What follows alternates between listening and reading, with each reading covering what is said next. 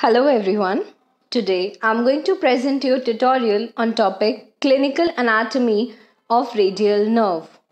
In this video we are going to cover injury at the level of axilla, injury at the level of radial groove and injury at elbow. This is the second part of this topic. The first part of this topic has already been uploaded, in which we have covered the branches and the course of radial nerve. So let's start. So first is your injury in the region of axilla. So what is the cause? There can be pressure on the upper end of your crutch. Crutch is basically a mobility aid that is used by people to support who cannot support their weight on the legs. You might have seen people using a stick between their arm and the body to be able to walk, right? So what happens that if the crutches are not adjusted according to their height, they can cause radial nerve to be pushed against the humerus bone, leading to radial nerve injury in the region of axilla, right? So there is loss of extension of the elbow because there is paralysis of triceps muscle.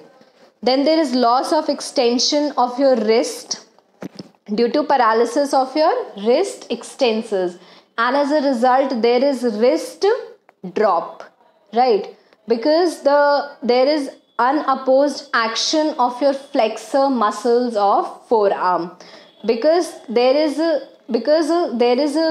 paralysis of your extensors, the wrist extensors. As a result, there is unopposed action of your flexor muscles and it causes wrist to drop, right? Then there is loss of extension of digits. It is due to paralysis of your extensor digitorum, extensor indicis, extensor digiti minimi and extensor pollicis longus muscle, right? Then there is loss of supination in the extended elbow. So it is because supinators and brachioradialis are also paralyzed, right? There is a loss of supination in the extended elbow because there is paralysis of supinator and brachioradialis muscle as well, right? So coming to the sensory loss. So there is sensory loss over a small area on the lower part of arm on the posterior surface. Then there is a sensory loss on the back of your forearm, and in this picture you can see there is a sensory loss over the area marked in pink, right?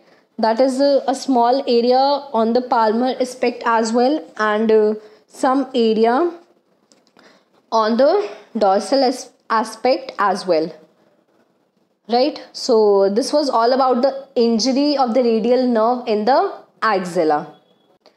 So next is your injury in the region of your spiral groove. Spiral groove means radial groove.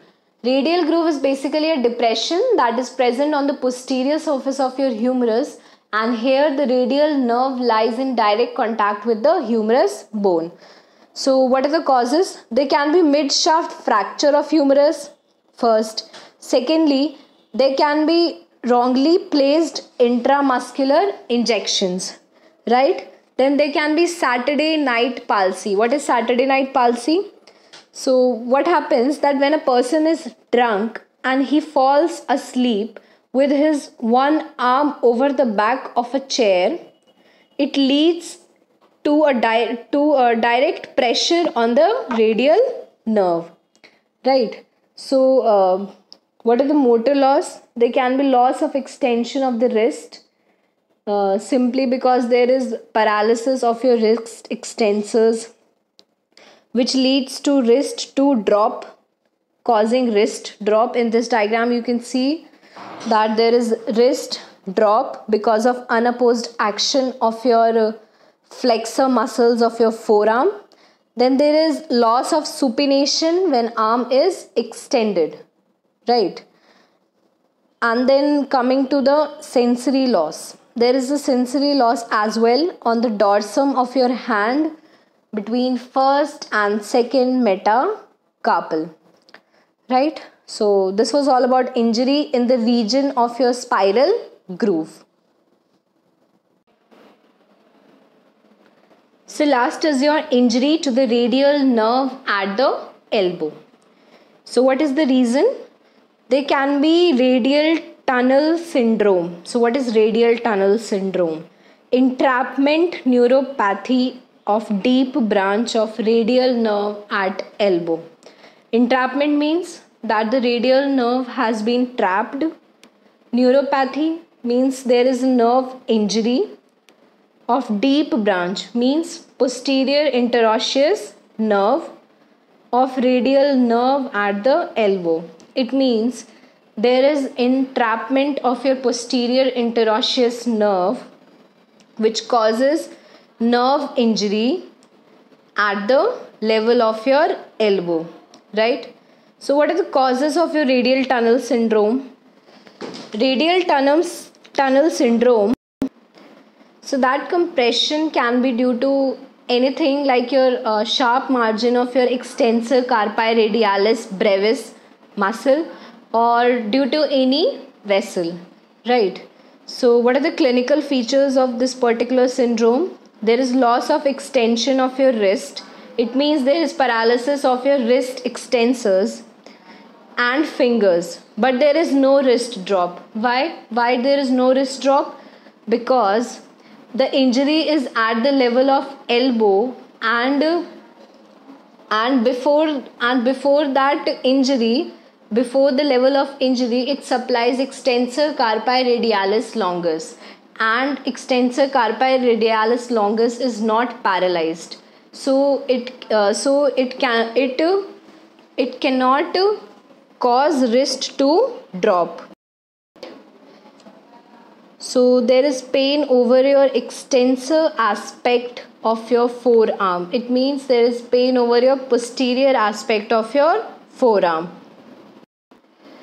So guys, this was all about the injury to the radial nerve at different levels.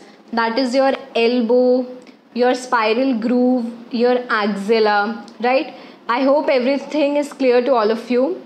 And please like, share and subscribe. And if you have any queries, let me know in the comment section below. Thank you.